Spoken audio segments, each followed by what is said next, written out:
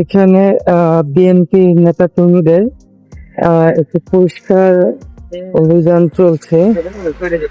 সবার আগে বাংলাদেশ সাইনবোর্ড দিয়ে পিকআপে করে গতকাল 25 ডিসেম্বর যে কর্মসূচি ছিল বিএনপি তারেক রহমানকে সংবর্ধনা দেয়, সেই কর্মসূচিতে আগে তো মানুষ যে যারা যে ময়লা আসলে বিভিন্ন জায়গায় পড়েছে তাদের পোস্টার, ফেস্টুন, ব্যানার, প্লেকার্ড ছাড়াও খাবার দাবার হাবিজাবি আসলে খুব সহজেই বোঝা যায় যে যেহেতু এখানে লক্ষ লক্ষ মানুষ এসেছিল, ফলে তাদের খাওয়া দাওয়া বা আনুষঙ্গিক বিষয়ে কিন্তু অনেক ময়লা আবর্জনা এখানে পড়েছে এবং সেটি কিন্তু তারা দলীয়ভাবে ঘোষণা দিয়ে এই পরিষ্কার অভিযানটিও কিন্তু করছেন নিজ উদ্যোগেই।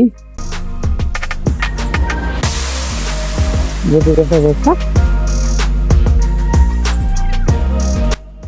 রাস্তার ওই পাশে অর্থাৎ দুই পাশেই কাজ করছেন এখানকার মানুষজন।